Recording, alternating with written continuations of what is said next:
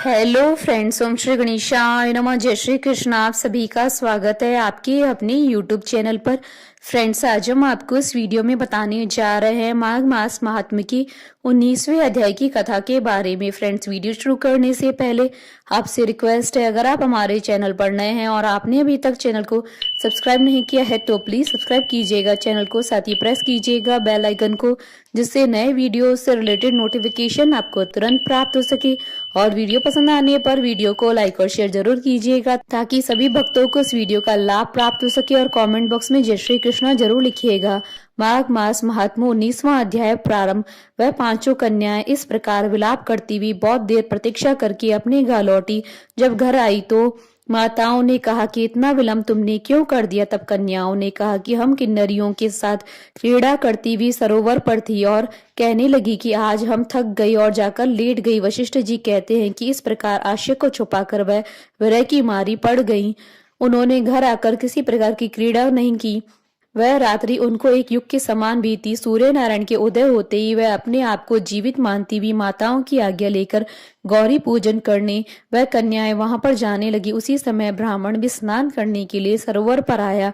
उनके आने पर कन्याओं ने वाह वाह किया, जैसे कमलनी प्रातः काल सूर्य को देखकर करती है। उसको देखकर उनके नेत्र खुल गए और उस ब्रह्मचारी के पास चले गए। आपस में एक दूसरे का हाथ पकड़कर चारों तरफ से उसको घेर लिया और कहने लगी कि मूर्ख, उस दिन तू भाग गया था लेकिन आज नहीं भाग सकता। हम लोगों ने तुमको घेर लिया है।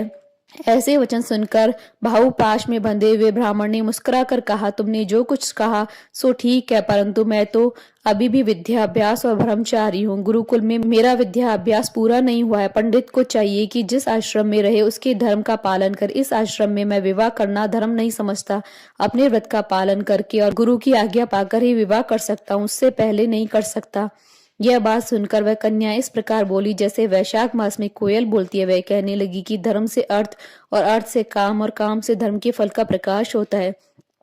ऐसा ही पंडित लोग और शास्त्र कहते हैं। हम काम सहित धर्म की अधिकता से आपके पास आए हैं, सो आप पृथ्वी के सब भोगों को भोगिए। उस ब्राह्मण ने कहा कि तुम्हारा वचन सत्य है, किंतु मैं अपने व्रत को समाप्त करके ही विवाह कर सकता हूँ, पहले नहीं कर सकता। तब वे कन्याएं कहने लगी कि तुम मूर्ख हो। अनोखी औषधि, ब्रह्म बुद्धि, रसायन सिद्धि, अच्छे कुल की सुंदर नारियां तथा मंत्र जिस समय प्राप्त हो उस समय ग्रहण कर लेना चाहिए। कार्य को टालना अच्छा नहीं है। केवल भाग्य वाले पुरुष ही प्रेम से पूर्ण अच्छे कुल से उत्पन्न स्वयं वर चाहने वाली कन्याओं को प्राप्त होते हैं। कहाँ हम अनोखी नारियां, कहाँ आप तपस्वी बालक। या बेमेल का मेल मिलाने में विधाता की चतुराई है। इस कारण आप हम लोगों के साथ गंधर्व विवाह कर ले। इनके ऐसे वचन सुनकर उस धर्मात्मा ब्राह्मण ने कहा कि व्रती रहकर इस समय विवाह नहीं करूंगा, मैं अपने स्वयंवर की इच्छा नहीं करता। इस प्रकार उसके वचन सुनकर उन्होंने एक दूसरे का हाथ छोड़कर उसको पकड़ लिया। सुशील और सुसरा ने उनकी भुजाओं को पकड़ा। सुतारा ने आलिंगन किया। चंद्रिका ने उसका मुख चूम लिया, परंतु फिर उसने क्रोधित होकर उनको श्राप दिया कि तुम डायन की तरह मुझसे चिपटी हो, इस कारण पिशाचनी हो जाओ। ऐसा श्राप देने पर वह उसको छोड़कर अलग खड़ी हो गई। उन्होंने कहा कि हमने अपराधियों को वृथा क्यों श्राप दिया।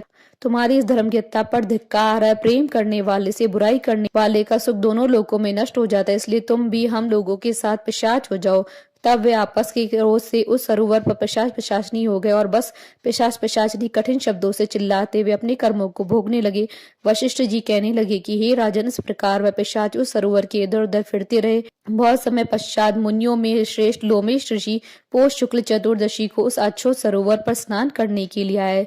जब क्षुधा से दुखी इन पिशाचों ने उनको देखा तो उनकी हत्या करने के लिए गोल बांधकर उनको चारों तरफ से घेर लिया। वेद निधि ब्राह्मण भी वहां पर आ गया। उन्होंने लोमेश ऋषि को साष्टांग प्रणाम किया। वे पिशाच ऋषि के तेज के सामने ठहर न सके और दूर जाकर खड़े हो गए।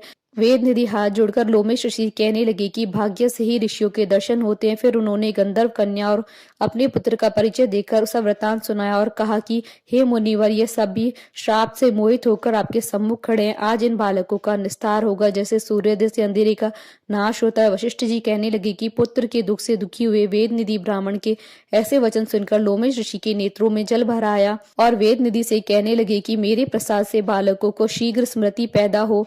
मैं उनका धर्म कहता हूँ, जिससे इसका आपस का ज्ञान विलीन हो जाए। श्री माघ मास महात्मा 19वां अध्याय संपूर्ण। बोलिए भगवान श्री हरि विष्णु जी की जय, सनातन धर्म की जय। हमारे साथ इस वीडियो में अंत तक बने रहने के लिए आपका धन्यवाद।